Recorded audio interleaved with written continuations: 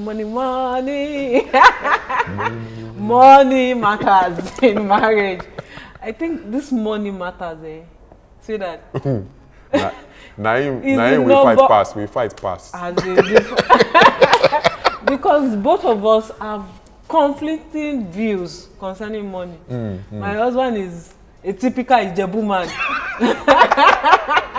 She means that I'm a good money manager. Yeah, he is actually. Yes, and as my wife said, money matters. I'm a typical Ijebu man, and she is let's just say that she likes for us to let the money spread, a little bit.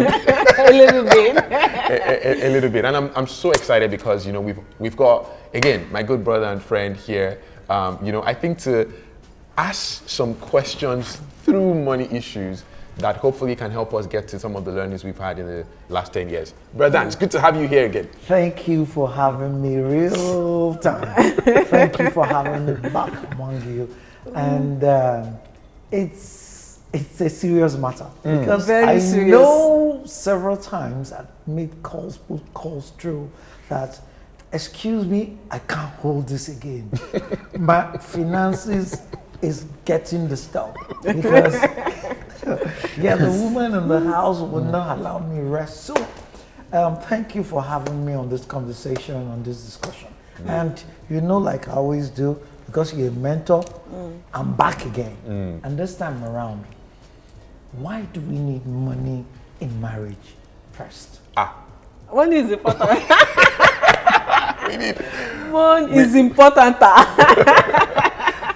Important test. I think that I think money is a critical part because it's with money you feel things, right? You use money to take care of kids, to get a home, to get rent, to pay fees, to even take care of your wife, to pay bills. So money is so important in marriage, and I think having an understanding and a united vision on how you approach money is very important. My wife and I have been married 10 years. We're trying to figure it out.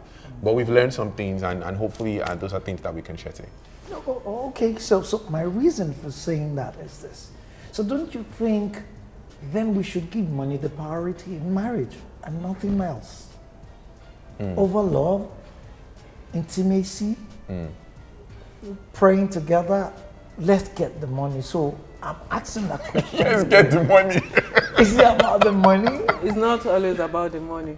It's not always about the money because money can't solve all the issues in marriage. It can't solve. It can't solve intimacy because if there is money and there is no intimacy, at the end of the day, either the man or the woman will go out and look for intimacy elsewhere. So all of them works hand in hand together. No, I agree with you. So that I think that even the Bible tells us that money is the least thing. When Jesus was speaking in the Bible about money, he didn't say it wasn't important.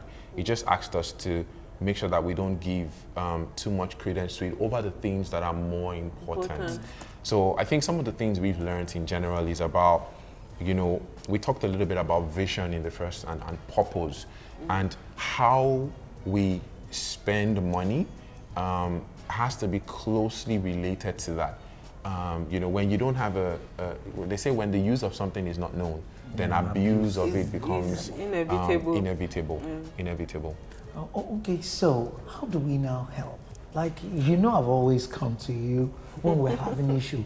Money is number one on the matter. And I remember vividly, let's just get a bit, let's give an example.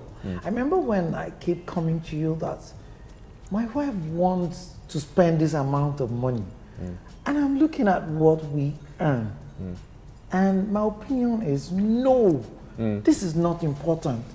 Let's save the money because we don't know what the future holds for us. So how do we solve this when she wants the money being spent, I want money being saved? So how do we address this?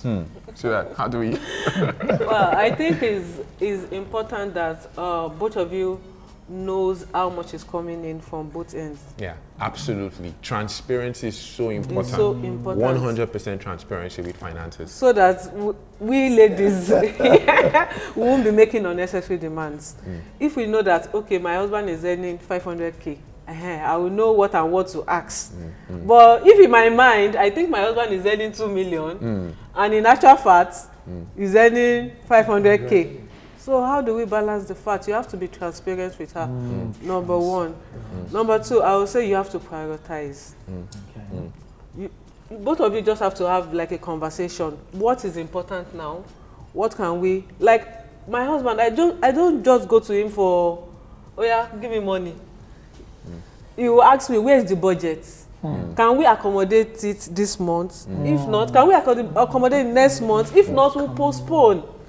And over time, it was a struggle for me initially, but over time I just went with the flow. Yeah. I think you just learned, like we talked about studying and submitting. One of the things that we talk a lot, I say a lot as well, is that we pray that God gives us a spirit of stewardship, not a spirit of ownership. Because when we understand that we are only stewards of the money, we are always like, now we say prayers on God. When we get an income, we're like, God, where do you want us to spend? How do you, and we think about our purpose and our vision in terms of, how we're able to support people, essentially, start businesses, help just people to get on. Some of the time is money, some of the time is advice, but it's important for us to think about that. And we're quite clear on that. I think another thing is just like I think recently we were even, with the children, we were even talking about motives. Like when you want something, why do you want it? So we always ask ourselves that question, because you can want something because your neighbor wants it. Or your neighbor has it. Or your neighbor, sorry, you can want something because your neighbor has it, or because you saw it on social media. And then, and that's why when in a marriage you don't have a vision, then the next thing is, maybe your friend went on vacation somewhere for whatever reason. And then the next thing is you're putting pressure on your spouse because that's why, not because it was a vision that you had and you planned towards it, and you know what I'm saying? I mean, things like that can inspire us. There's nothing wrong, but it shouldn't be pressure. We should not something that we now start, putting pressure on our spouse. So my take from what you said is planning, transparency, vision.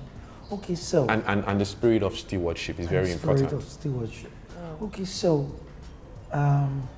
this has really doused the attention in me, because I was coming with, so much bottle within to argue around this, topic money. But lastly, I'm looking at it.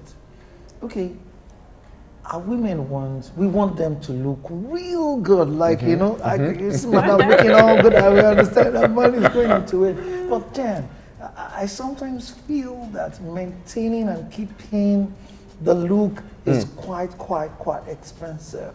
So, and you're looking at projects that are ahead of you. So how do we make our women sometimes understand this? I think it's got to do, because let me tell you one of the typical example. I remember when my wife was to come, buy some kind of air, and I said, okay, go get the air. And when she brought it home and she gave the price, the laptop fell from my hand. So, help me, how do I? And I want her to look real good, because truly she was looking good after she had it on. So how do I, help in such cases? I think that is for you. That's for me. I think, money matters, but like we said, money is the least thing. I really think that if we think that we need to have an incredible amount of money to look good, I think that's where we start to make an error. To be honest with you, and we've been through that, by the way, where we were working on projects, we didn't have as much money, as liquid cash in terms of flow. But, no one knew. We looked good, we took care of ourselves, and I think that's the number one thing that I think is important, is we mustn't feel that we have to spend an arm and a leg, essentially for us to look good. And I think even to feed good, as well. I mean, I know things are expensive in the market right now, but let's be honest, God is able to give us the wisdom that we need. I always say to my wife that the scripture that says that, in the book of Philippians, where it says that, and I can do all things through Christ that strengthens me, Apostle Paul was actually referring to money. He was referring to God giving us the inspiration and the spirit to be able to handle money. He said, I can do when I have plenty, I can do when I don't have enough. And I just think that some of the time we need to be able to consider the way God thinks about money. And the wisdom that He gives us, whether we have a lot or we have a little, to make sure that we're using it judiciously. And again, spirit of stewardship and not ownership. So my take is you should learn to abate in plenty. Money is not surplus. Yes. I would travel and come home without even one chocolate. Like one chocolate. I'm telling you, we've been the same car for a long time. I mean, I think, and again, it's because we're very clear on what our vision was. We were making sure that we had the spirit of stewardship, and we're talking to God about it, and just bringing and having conversations about money in general, like just talking about, I think that we can do this better. The home needs that. And I think at the end of the day, God just gives us the wisdom to be able to forge ahead and make sure that whether money is a little or a lot, it is something that builds a bond, and it's not something that breaks us up. So do you now maintain a joint account? So we don't have a joint account. And strange enough, we thought that we were going to have it before we got married. And I tell people, if it works for you, it's great. But the thing is that, I can't even remember the last time I went to the bank. My wife, the most important thing is transparency. She handles all the transactions. She's aware of all the investments. I can't keep up with the number of banks and cards that she has. but there's transparency, and I think if there's transparency in the marriage, that's the most important thing. You can have a joint account and then you're still hiding some things on the side. And if you want to have a joint account as well, there's nothing wrong with that. But we found that transparency is the key. So that, any final words on money? You said it all.